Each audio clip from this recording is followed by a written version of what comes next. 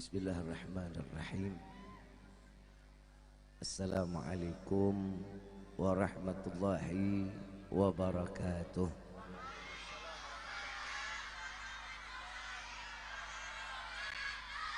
Yang sama kita muliakan dan kita hormati para alim ulama, para kiai, para sesepuh, para tokoh masyarakat yang selalu kita harapkan doa serta keberkahannya. Yang insya Allah mudah-mudahan Allah panjangkan umur, sehat, afiat, diberkahkan kehidupan dunia wal akhirah, dan insya Allah mudah-mudahan kehadiran beliau-beliau di tempat ini penyebab turunnya rahmah, taufik dan hidayah dari Allah. Amin ya rabbal. Salam ta'zim tak lupa kami sampaikan kepada seluruh jajaran pemerintah daerah, baik Bapak RT, Bapak RW, Bapak Kepala Desa, yang insya Allah mudah-mudahan Allah panjangkan umur, sehat, afiat, diberkahkan hidup dunia wal akhirah, dan insya Allah mudah-mudahan jabatannya di dunia ini penambah amal ibadah di sisi Allah. Amin ya rabbal. Dan wabil khusus kepada seluruh jajaran panitia penyelenggaraan Isra wal Mi'raj Nabiuna Muhammad sallallahu alaihi wasallam, ya insya Allah mudah-mudahan Allah panjangkan umurnya, diberkahkan rezekinya, lelahnya dihitung ibadah di hadapan Allah. Amin ya rabbal. Wabil khusus hadirin wal hadirat, mu'minin mu'minat, fahamdan li rabbin hassana bi Muhammadin wa anqadhana min dhulmati jahli wad dayajiri ila nuril islamin wa ilmin wa hikmatin wa imanin wa yumnin wa khairil awamiri. Alhamdulillah, alhamdulillah ala ni'matil islam wal iman wa kafa biha min ni'mah. Alhamdulillahilladzi hadana bi abdihil mukhtar man da'ana ilaih bil idzni wa qad nadana labbaika ya man dallana wa hadana. Shalla alaika Allahu bari'uka alladzi bika ya mushaffa'u khassana wa habana ma'alika al-adhhari ma'dini sirrika al-asma' fahum sufunun najati himana. Labbaik ya Rasulullah, labbaik ya Nurullah, labbaik ya Habibullah. Pertama-tama limpahan puji serta syukur kita panjatkan ke hadirat Allah Subhanahu wa taala yang maha agung, yang maha luhur, yang maha bijaksana. Ya alhamdulillah, di malam yang penuh dalam keberkahan dan kemuliaan ini Allah masih izinkan kita mencicipi dari sekian banyak miliar nikmat Allah berikan kepada kita, khususnya nikmat Islam, nikmat iman, nikmat sehat wal afiah, nikmat umur yang panjang, yang insya Allah mudah-mudahan kenikmatan ini tidak Allah hapus sampai ajal menjemput kita. Dan kita juga minta kepada Allah, mudah-mudahan apabila Allah tetapkan kita di dalam ajal, Allah matikan kita dalam keadaan husnul khatimah. Dan mudah-mudahan tidak keluar dari majlis ini melainkan semua dosa kita diampuni oleh Allah, diganti dengan pahala yang berlimpah. Allah kabulkan segala hajat dunia maupun akhirat. Doa yang selama ini kita minta maupun yang lupa kita minta, semua diijabah oleh Allah. Amin ya rabbal. Salawat beserta salam terlimpah curah keharibaan Nabi besar Muhammad sallallahu alaihi wasallam serta keluarga, sahabat hingga umatnya sampai yaumil qiyamah. Amin ya rabbal alamin. Ayyuhal hadirun jamaah rahimakumullah, tidak ada kata yang lebih pantas keluar dari lisan seorang pendosa seperti kita di malam ini kecuali ungkapan syukur kepada Allah dengan mengucapkan alhamdulillah atas anugerah rahmat serta hidayah yang Allah berikan kepada kita, berkumpul di dalam majlis yang penuh dalam keberkahan, tempat yang Allah sucikan, tempat yang Allah muliakan. Tidak akan seseorang berkumpul di taman syurganya Allah dengan penuh kemuliaan kecuali ini semua adalah izin dari Allah agar kita menjadi mulia di hadapan Allah. Tidak akan seseorang menjadi seseorang yang terhormat kecuali itu semua atas izin Allah mengizinkan hamba tersebut menjadi hamba yang terhormat agar hamba yang lain memberikan penghormatan kepadanya. InsyaAllah mudah-mudahan hari ini rahmat Allah berikan, hidayah Allah berikan, dan tempat yang mulia Allah berikan, dan insyaAllah Allah matikan kita dalam keadaan terhormat di hadapan Allah. Amin ya rabbal. Ayuhal hadirun jamaah rahimakumullah, saya mau tanya, duduk di dalam tempat seperti ini senang apa enggak? Gembira apa enggak? Apa yang buat senang, apa yang buat gembira. Semua kegembiraan itu yang merasakan diri kita. Tapi ada satu kegembiraan yang Allah Subhanahu wa taala mengirimkan kegembiraan tersebut kepada lisan seorang manusia yang dimuliakan oleh Zat yang Maha Mulia. Dari Nabi Muhammad sallallahu alaihi wasallam di dalam hadis sahih, beliau mengatakan, barang siapa umatku berkumpul di dalam tempat perkumpulannya, di mana tempat perkumpulan tersebut disebutkan nama Allah, disebutkan nama Nabi Muhammad sallallahu alaihi wasallam, maka Allah akan turunkan ribuan malaikat beristighfar kepada Allah, menyebut nama yang hadir di dalam tempat yang terhormat ini satu-satu di hadapan Allah, dan meminta agar semua dosa kecil, dosa besar kita semua diampuni oleh Allah. Ada enggak yang lebih bahagia dari ampunan dosanya Allah? Hamba Allah ini kadang manusia pengen banget diampunin dosanya, tapi hari ini buat dosa insya Allah lupa taubatnya. Tapi hari ini hanya kumpul di dalam majlis yang mulia ini, hakul yakin, keluar dari tempat ini semua dosa kita diampuni oleh Allah. Habib, kok begitu yakinnya? Di dalam kitab Ta'lim Muta'allim dijelaskan salawat. Tadi kita baca salawat sama-sama ya. Baca salawat enggak?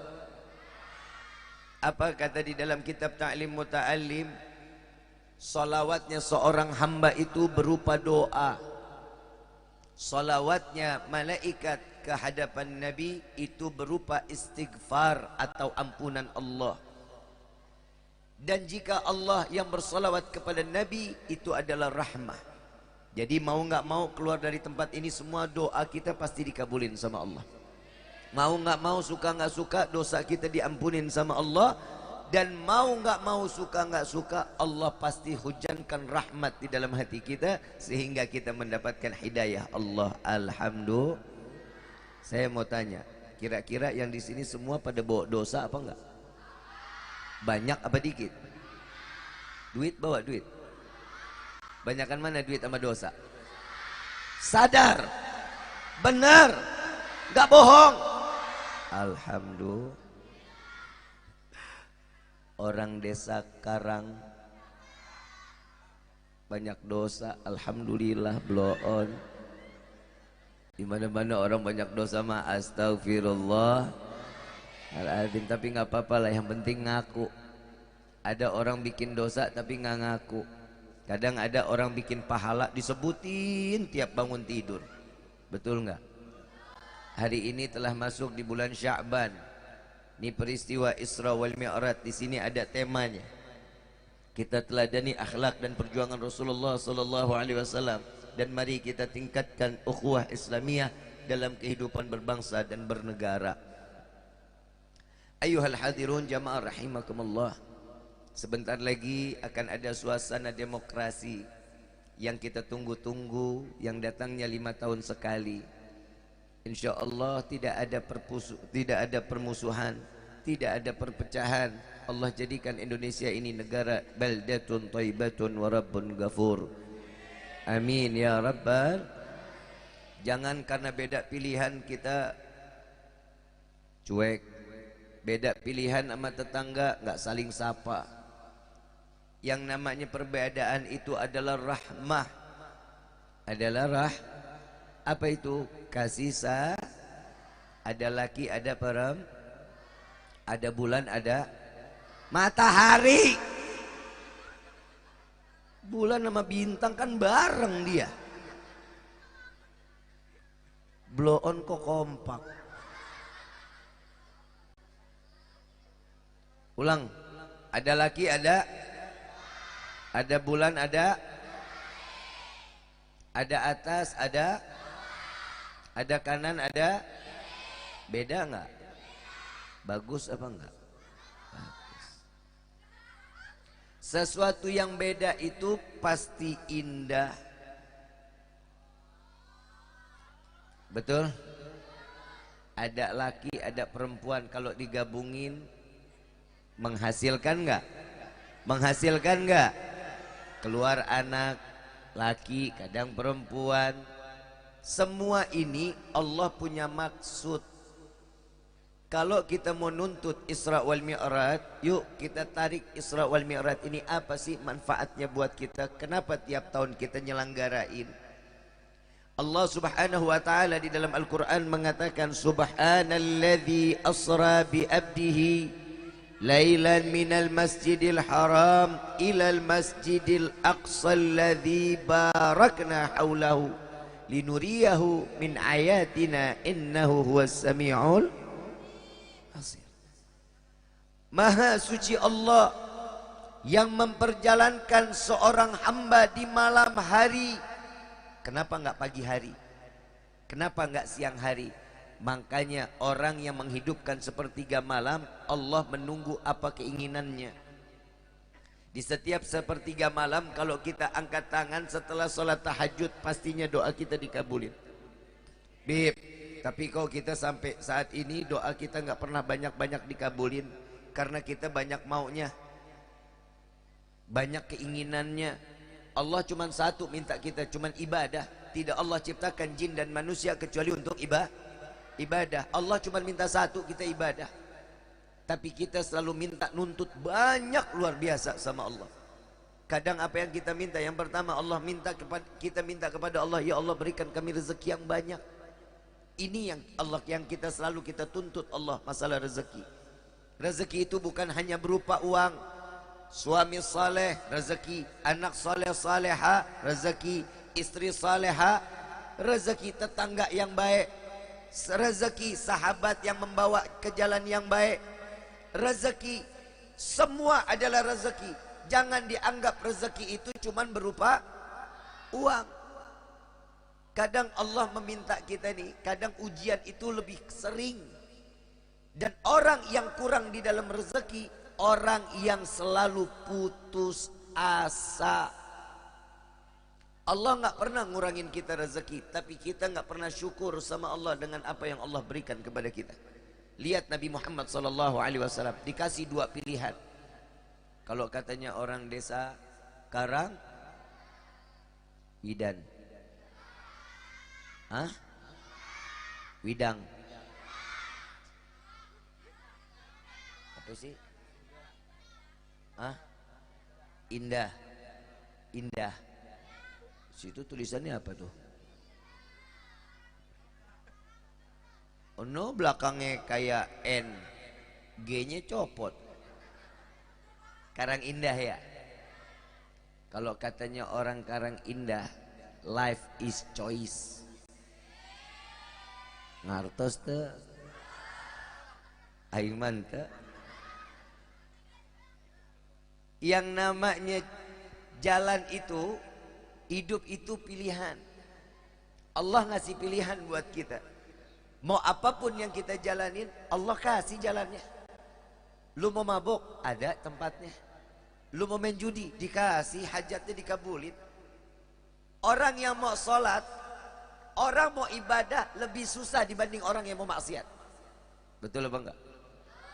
Kita punya tetangga garang banget, mukanya serem. Dia lagi alhamdulillah Allah kasih hidayah, dia mau sholat, begitu lewat rumah tetangga ditanyain, tumben. Ada yang begitu, ada. Tapi kalau dia lagi maksiat, nggak bakal ditanya tumben. Kadang manusia lebih senang melihat orang susah di dalam kemaksiatan dibanding orang yang beribadah di hadapan Allah. Masalah rezeki, hati-hati. Jangan pernah putus asa dengan apa yang telah Allah berikan. Ada satu kisah Nabi Allah Sulaiman alaihissalatu wassalam. Ngelihat satu ekor semut bawa satu butir gandum. Ini semut begitu lewat, Nabi Sulaiman ngeliatin aja. Semut sama gandum, gedean gandum. Begitu sampai ke pinggiran sungai, ini semut dimakan sama katak. Ini Nabi Sulaiman terus masih ngeliatin. Setelah dimakan katak, kataknya masuk ke dalam sungai. Begitu sampai di dalam sungai, nggak berapa lama katak keluar, semut keluar dari mulut. Lewat lagi depan Nabi Sulaiman, ditanya sama Nabi Sulaiman, "Mut?" Kan semut namanya. Masa dipanggil semut dari mana? Wahai Nabi Allah Sulaiman, aku dapat perintah dari Allah. Apa yang kau lakukan? Kemana gandum yang ada di dalam pikulanmu? Apa jawaban semut ini? Oh, yang kau lihat itu wahai Nabi Allah Sulaiman, aku diperintahkan Allah untuk membawa satu butir gandum ini, memberikan makan kepada cacing yang ada di dalam sungai. Semut, Allah ini tahu semut gak bisa berenang. Gak mungkin juga semut masuk ke dalam sungai. Tapi cara Allah narik rezeki lewat perantara. Dimasukkan ke mulut katak, masuk ke dalam mulut cacing gandum tersebut. Inilah cara Allah. Saya mau tanya, Allah ngebagi rezeki seperti itu, kita percaya apa enggak? Percaya apa enggak? Isra wal Mi'raj yang kita selenggarain dengan perjalanan Nabi, dengan singkatnya waktu, percaya apa enggak? Yakin apa enggak? Alhamdulillah, berarti kita masih punya iman. Karena Allah yang mau, idza arada syai'an ayyakula lahu kun. Apa yang Allah mau jadi maka jadi, enggak ada.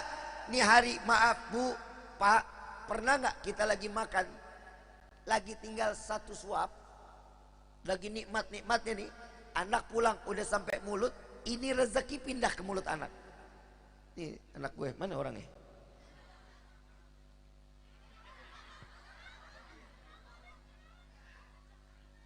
Kadang kalau kita lagi makan, pagi ini saya jarang ngasih makan Indomie. Jarang, hampir nggak pernah saya kasih makan Indomie. Tiba-tiba kalau Indomie goreng datang, saya lagi makan, itu Fagi langsung di samping saya.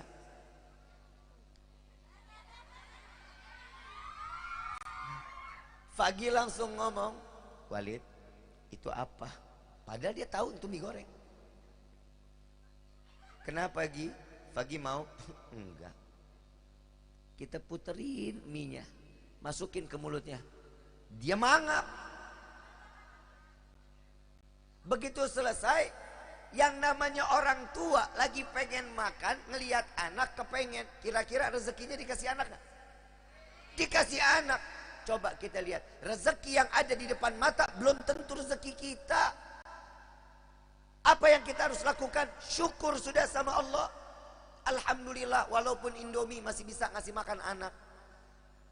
Coba seandainya aja kita berpikir sebagaimana yang Allah berikan di dalam rezeki daripada semut. Nabi Sulaiman mengatakan, wahai semut, engkau 1 tahun makan berapa banyak? 1 butir gandum cukup untuk 1 tahun katanya. Diambil semut, dimasukkan ke dalam toples, dikasih gandum 1 butir, dipelihara sama Nabi Sulaiman. Tahun berikutnya datang lagi, ngelihat ini semut masih sisain gandumnya setengah. Ditanya sama Nabi Sulaiman, wahai semut, engkau telah berdusta kepadaku. Engkau mengatakan 1 butir ini wajib habis 1 tahun, tapi sekarang kau sisakan setengah. Apa jawaban semut? Dapat pelajaran luar biasa kita dari semut. Apa jawaban semut? Wahai Nabi Allah Sulaiman, saat aku di luar dari toples ini, aku makan seberapa banyak pun, aku pasti akan dijamin oleh Allah. Tapi tak kala aku ada di dalam toples ini, maka rezekiku ada di tanganmu. Engkau adalah manusia. Jika kemarin engkau memberikan rezeki kepadaku, aku khawatir tahun berikutnya engkau lupa memberikan rezeki kepadaku. Tuh lihat, semut aja pinter. Kadang kita punya rezeki udah cukup sekian, mintanya lebih. Main judi slot.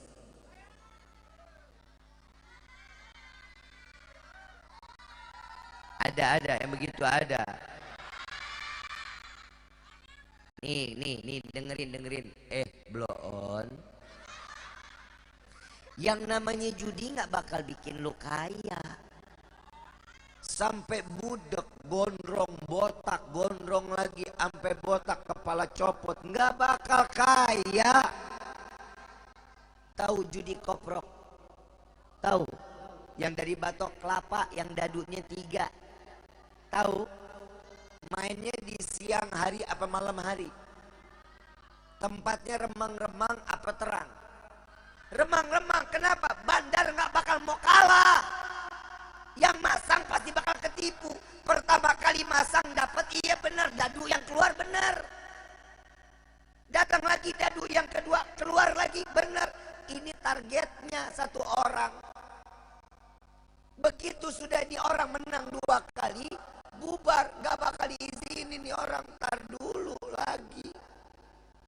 Dikocok lagi dadunya, diganti yang gak full, dikocok. Yang menang bandar apa yang masang? Bandar apa yang masang? Bandar, karena bandar gak tolol. Kok Habib tahu? Katanya itu manual. Ada lagi togel, tahu togel? Tolol gelo. Bandarnya tolol, yang masang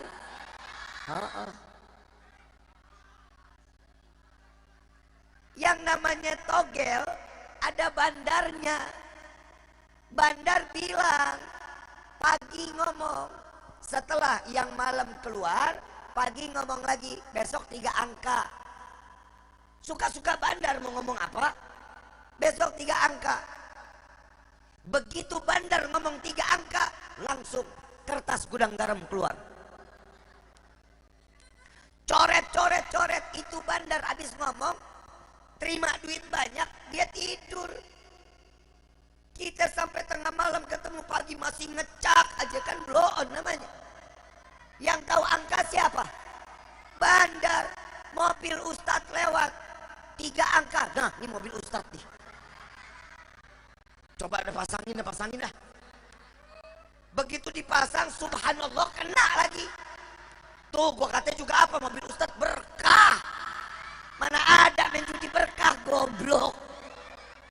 Ada judi berkah? Gak ada.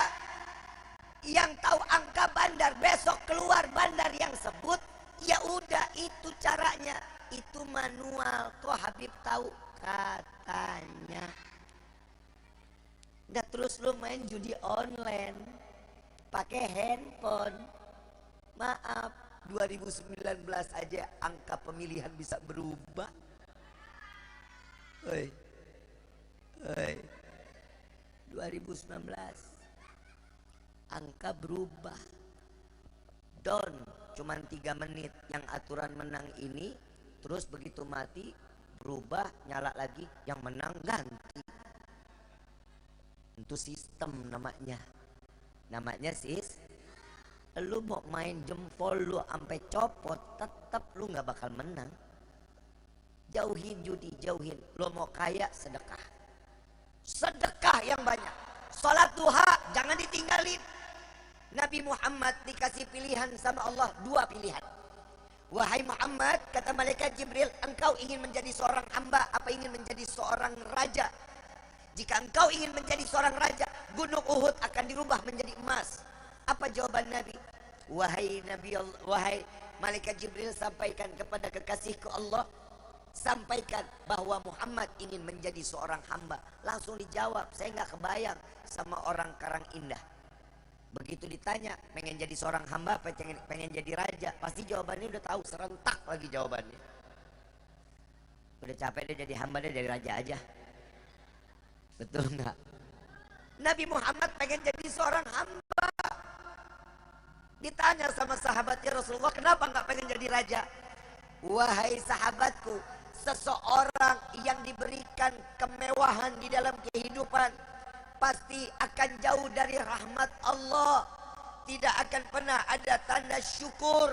Tapi jika seorang hamba, pastinya Allah akan menuangkan rahmatnya sehingga dia menjadi hamba yang beribadah ke hadapan Allah. Dan rezeki akan datang kapanpun dibutuhkan. Tuh lihat, Nabi Muhammad pengennya jadi seorang hamba. Makanya di dalam surat Al-Isra ayat pertama, subhanalladzi asra bi abdihi, yang dikatakan adalah seorang hamba. Kita ini hamba Allah apa bukan? Kata siapa? Kita kan kepedean. Betul nggak? Yang definisi seorang hamba menjalankan perintah Allah, menjauhkan larangan, itu adalah definisi seorang hamba. Nah kita ini pilih yang mana nih? Kita mau yang gimana? Kita sebagai hamba Allah atau sebagai hambanya syaitan? Ini terserahnya kita gimana yang pilih. Mudah-mudahan kita ini malam tertulis sebagai hamba Allah yang taat. Amin ya Rabbal. Ibu bapak yang dirahmati oleh Allah, kalau menginginkan seseorang berakhlak yang baik, contoh Nabi Muhammad SAW. Peristiwa Isra wal Mi'raj, Nabi bukan membawa pangkat, tapi Nabi diundang oleh Allah membawa akhlak. Akhlak Nabi yang dibawa. Begitu sampai ke depan pintu arasnya Allah, ingin melangkahkan kaki, Nabi sadar, teringat peristiwa Nabi Allah Musa alaihissalatu wassalam. Saat ingin naik ke atas bukit Tursina, Allah perintahkan kepada Nabi Musa, ya Musa, jangan kau angkat kakimu, jangan naik dulu ke atas bukit ini, buka sandalmu, bukit ini akan menjadi suci karena perjumpaan zatku dengan dirimu. Sandal Nabi Musa disuruh buka mau naik ke atas bukit. Nabi ingat, itu bukit urusan dunia disuruh buka karena berjumpa, apalagi ini arasnya Allah. Nabi nunduk, Nabi buka dengan penuh akhlak. Apa jawaban Allah? Ya Muhammad, jangan kau buka sandalmu, injak-injak langitku ini, karena langit ini minta keberkahan kakimu. Itu perbedaan antara Nabi Muhammad dengan Nabi Musa alaihissalatu wassalam. Jadi apa yang membawanya Nabi? Yang dibawa Nabi akhlak.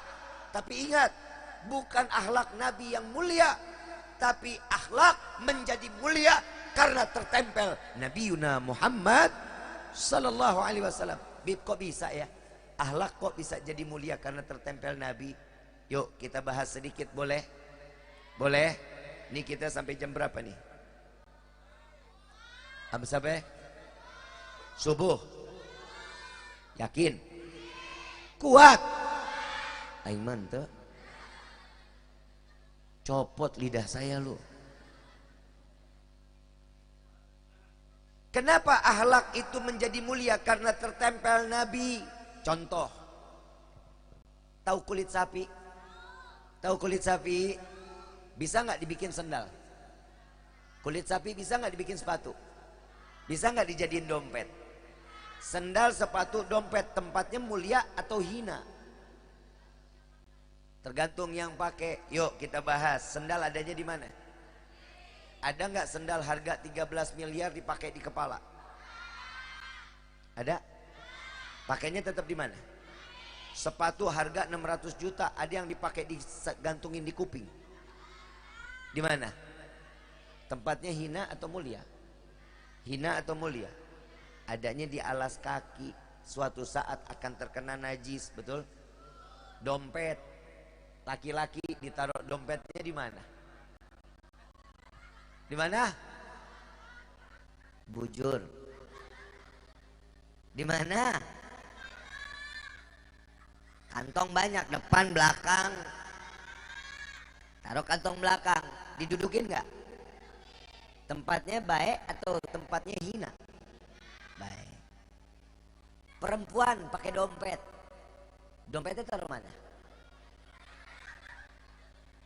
Betul nggak? Kira-kira tempatnya baik apa enggak? Ada satu kulit, ini kita ngomongin kulit ya, kulit sapi yang tadi dibikin sandal, dompet, sepatu. Ada sisa kulit ini menjadi sampul Al-Quran, tertempel di Al-Quran. Saat ingin seseorang memegang kulit yang tertempel Al-Quran, wajib untuk punya wudhu. Setelah dia ambil, dia pegang, taruh di atas kepala, lalu dicium, lalu ditaruh di dada. Kira-kira kulitnya mulia apa enggak? Karena tertempel Al-Quran. Sesuatu yang tertempel dengan yang mulia, pasti dia akan menjadi mulia. Siapa dia? Nabi Yuna Muhammad sallallahu alaihi wasallam. Ada lagi yang lebih mulia. Saat Nabi sallallahu alaihi wasallam masuk berjumpa dengan Allah, Nabi ngucapin salam. Kalau kita masuk rumah teman mah boro-boro ada salamnya, main, bro, dari mana? Ini Nabi masuk pakai salam, at-tahiyatul mubarakatus salawatul. Nabi tahu betul karena dia seorang hamba, yang dia ingin jumpa adalah Tuhan semesta alam yang menciptakan dirinya. Lalu Allah menjawab dengan penuh kasih sayang, assalamualaikum ayyuhan nabiyyu wa rahmatullahi. Tuh lihat, Nabi ngedengar langsung dari Allah, engkau yang selalu diberkahi, engkau yang selalu kusayangi. Keluar dari lisan Allah subhanahu wa ta'ala kepada Nabi Muhammad sallallahu alaihi wasallam. Kalau kita disanjung orang, pasti ujung-ujungnya ada maunya. Betul nggak bang? Betul nggak? Bro, lu gantengan bro, gagah lu. Neng, wih makin cantik. Pinjam 100 biar nggak silaturahmi putus. Pasti ada maunya. Tapi saat Nabi disanjung oleh Allah, Nabi makin menunduk dan mengatakan assalamu alaina wa ala ibadillahi sa. Tetap Allah yang lebih agung, Allah yang lebih mulia. Kenapa? Karena Nabi tahu bahwa tidak ada sesuatu zat yang lebih mulia kecuali Allah subhanahu wa ta'ala. Malaikat Jibril ngeliatin Nabi, iri malaikat Jibril. Malaikat Jibril kan Allah turunin firman kepada malaikat Jibril, tapi malaikat Jibril nggak pernah berjumpa dengan Allah. Tapi Nabi Muhammad seorang manusia langsung berjumpa dengan Allah. Apa yang diiriin oleh malaikat Jibril? Nabi, bukan nabinya, tapi malaikat Jibril iri kepada sendalnya Nabi sallallahu alaihi wasallam, karena sendalnya dapat bermuwajjah, berdekatan dengan Allah dan melihat secara langsung Allah subhanahu wa ta'ala. Tuh lihat, sendalnya Nabi tertempel di kaki Nabi, jauh jadi lebih mulia. Nah sekarang bagaimana nih kita memperjuangkan akhlak dan perjuangan Rasulullah sallallahu alaihi wasallam? Perjuangan Nabi tidak lain dan tidak bukan hanya satu keinginan Nabi, dikumpulkan bersama umat di dalam surga. Nabi nggak pernah minta surga, Nabi nggak pernah minta kebaikan dalam surga untuk dirinya, keluarganya, enggak. Tapi mereka yang diminta oleh Nabi Shallallahu Alaihi Wasallam adalah dikumpulkan bersama umat di dalam surga Firdausul A'la yang tertinggi di hadapan Allah. Saya mau tanya nih sekarang, Bu, Ibu mau masuk surga enggak? Ngimpi. Ibu mau masuk surga? Ngimpi. Laki-laki tempatnya di surga apa di neraka? Es kemong pakai roti lu kalau ngomong, hati-hati. Nabi yang ngomong. Turun Isra wal Mi'raj, Nabi nggak makan 3 hari. Yang dipikirin umatnya, ditanya sama Siti Fatimah, ada apa ya Rasulullah? Aku diperlihatkan neraka yang isinya banyaknya perempuan. Ya rasah lo, cek lo, dibanting, diseret, sian aing mah. Perempuan dibilang banyak di neraka malah cengangas cengenges bloon.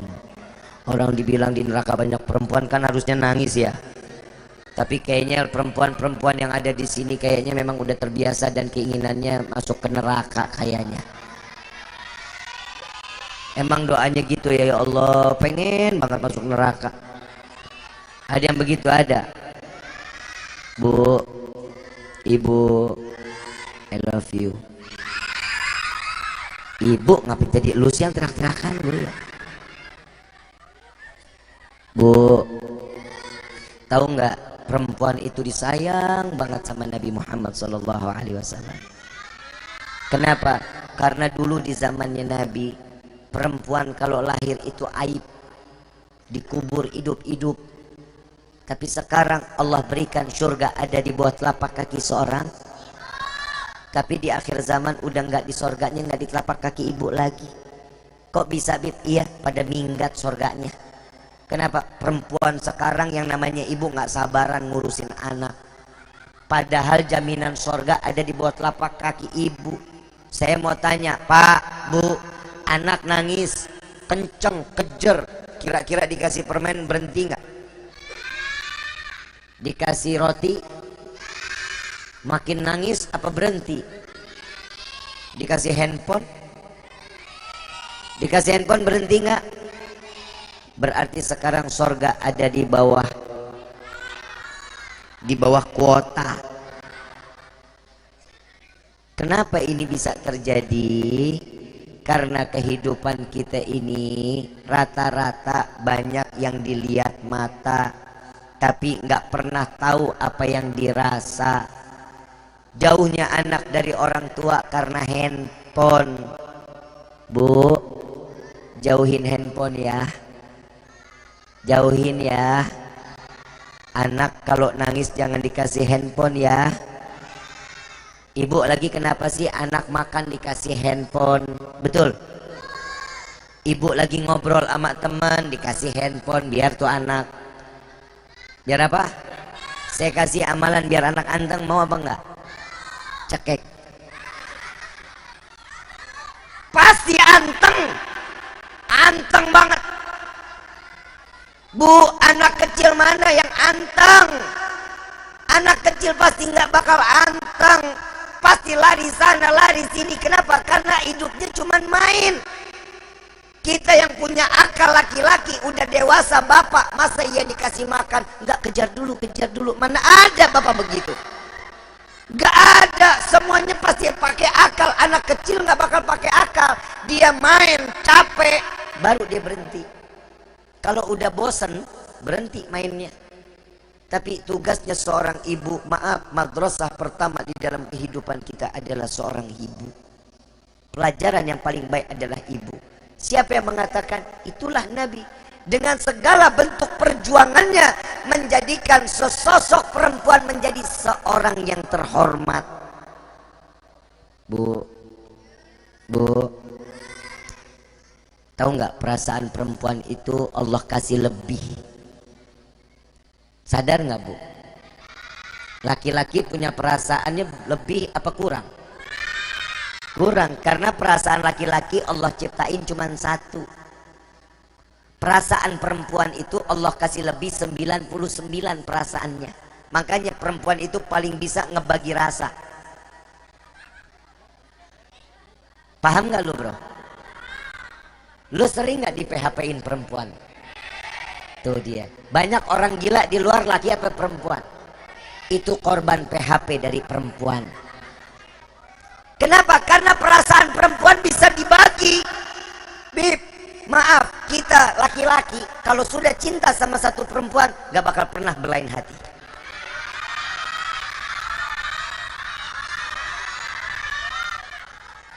Betul gak bro? Maaf, kenapa? Karena laki-laki itu tahu di mana dia menempatkan hatinya. Tapi maaf, perempuan nggak tahu diri kalau udah dikasih hati ngelunjak. Nggak terima. Jujur, nggak terima. Kita bahas boleh? Allah kasih kelebihan laki-laki itu akal 99. Perempuan pakai akal, pakai perasaan.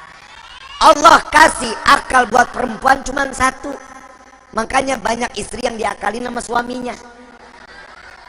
Kalau untuk kita nggak bisa ditutupin Pak. Emang itu adanya. Ibu nggak percaya, buka dompet suami, insya Allah di pojokan masih ada duit 100.000. Tapi kalau perempuan pakai perasaan, nyuci baju suami, nyuci celana suami di mesin cuci, masih dikata ngerogoh kantong, ih nemu duit. Itu punya laki lo PA, kan ada di kantongnya. Itu dia. Kenapa perempuan itu pakai perasaan? Nggak percaya bapak? Perempuan pakai perasaan. Lihat kalau belanja, jalan ke pasar, datang jam 10, pulang jam 5 sore. Satu benda nggak ada yang dibeli. Kenapa? Pakai perasaan. Nengok nih, ih bagus ya. Ah perasaan toko situ juga ada tuh. Nengok lagi, ah perasaan tapi yang sebelah sana yang bagus. Ah kali perasaan sini nih yang bagusan nih. Perasaan terus sampai toko tutup, besok balik lagi yang dibeli cuma satu. Coba laki-laki kalau mau belanja jalan ke pasar, apa yang dia tuju selesai beli pulang, betul? Tuh laki-laki hidup maunya simple, nggak mau ruwet. Perempuan demen banget hidupnya ruwet. Milih ini, milih ini, milih ini. Bapak nggak percaya, bapak besok malam ajak jalan istri pak. Ajak jalan istri, jangan belanja, ajak makan aja. Yang kita makan di luar yuk, yang yuk. Begitu diajak makan di luar, bapak berhenti di tempat yang bapak mau, sate kambing pak. Lihat apa jawaban tuh istri. Yang kalau bisa jangan di sini dong yang. Kenapa? Asap yang. Terus mau di mana makannya? Terserah ayang aja. Pindah lagi ke tukang nasi goreng. Yang kalau bisa jangan di pinggir jalan dong yang, debu yang. Terus mau di mana dong yang? Terserah ayang aja. Ujung-ujungnya cuman makan Indomie di rumah. Tahu nggak bapak? Kenapa perempuan itu banyak nolak dan bilang terserah? Yang dia cari itu bukan makanannya. Perempuan itu lebih nyaman tatkala ada di pelukan seorang laki-laki dan dia merasa nyaman di hadapan laki-laki tersebut. Tuh perempuan. Perempuan itu banyak akalnya bro. Perasaan perempuan itu sampai ulama mengatakan perasaan perempuan itu ibarat cermin. Tahu cermin? Ini tugasnya kita laki-laki punya cermin di rumah semua. Tiap hari dielap bagus apa enggak? Bersih apa enggak? Ngaca sempurna apa enggak? Tapi saat kita ambil batu kita lempar itu kaca, pecah apa enggak? Saat kaca pecah bisa enggak kembali dengan keutuhannya? Gak bakal bisa. Bisa nggak kita ngaca kelihatan sempurna? Gak bakal bisa. Kenapa? Begitupun perasaan perempuan pak. Kalau kita bikin sakit hati perempuan, insya Allah perempuan pasti akan memaafkan. Tapi ingat, bekas lukanya nggak bakal hilang pak. Karena perempuan itu tipenya pendendam. Hari ini kamu bisa saya maafkan, tapi ingat suatu saat saya lakukan, kamu jangan pernah marah dengan apa yang saya lakukan. Tuh perempuan. Kenapa? Perempuan itu ibarat cermin perasaannya. Karena survei membuktikan yang paling doyan ngaca adalah perempuan. Betul nggak? Bangun tidur, masuk kamar mandi, keluar kamar mandi, pakai baju, dandan, pakai kerudungan, keluar kamar, punya handphone kamera depan, lagi makan di atas meja, keluar rumah nengok jendela, pakai helm, naik motor ketemu lampu merah nengok mobil. Tuh perempuan. Karena hidupnya nggak pernah pede. Sampai spion, tahu spion lu? Spion itu buat nengok ke belakang apa bukan? Coba kalau ngelihat perempuan udah bawa tuh motor, spion modelnya pada doa. Madepnya kemana tuh spion? Kenapa neng? Neng bu maaf, spion itu ikhtiar kita di jalan. Kalau mau ke kanan nengok dulu tuh ke belakang. Jadi ibu nggak nyelakain orang. Mau ke kiri nengok dulu tuh juga ke belakang. Biar ibu nggak celaka. Ini spion semua ke muka. Apa maksudnya itu buat apa? Lu ngapa takut hidung lu pindah? Maaf, itu ikhtiar kita. Tapi gue punya kesimpulan bang. Lu tahu nggak kenapa perempuan itu nggak pernah mau ngelihat spion ke belakang? Karena perempuan itu nggak pernah mau lihat masa lalu, yang dia cari adalah masa depannya katanya. Siapa masa depannya? Kita laki-laki. Ku anfusakum wa ahlikum. Jaga orang tua kita, jaga anak-anak kita, jaga istri kita agar semuanya masuk ke dalam syurga, jauh dari siksa api neraka. Ikuti perjuangan Nabi maka akan selamat dunia wal akhirah. Amin ya rabbal. Akhlak dijaga, jaga perjuangan Nabi di dalam beribadah, taat kepada Allah, jangan pernah kabur dari rahmat Allah, terus menerus sujud kepada Allah sampai kapanpun. Saya nggak pernah bosan mengatakan, lu mau bajingan, lu mau tukang main judi, lu mau tukang mabok, sholat. Kenapa? Karena itu yang lebih gampang untuk mendapatkan hidayahnya Allah. Sholat. Hadiah sholat yang Allah berikan kepada Nabi untuk umat, bukan buat nabinya. Untuk umat, agar apa? Agar mereka selamat dunia akhir. Paham sampai sini? Insya. Tadi saya dengar di YouTube, sholawatnya keren-keren banget, kenceng-kenceng banget sholawatnya. Emang pada suka sholawat? Suka. Kalau hari ini saya ikutan sholawat, boleh? Sama-sama kita sholawat, boleh? Mudah-mudahan ini malam masuk di bulan Sya'ban, sholawat kita di malam ini diterima oleh Allah, sholawat kita dibalas oleh Allah. Amin ya Rabbal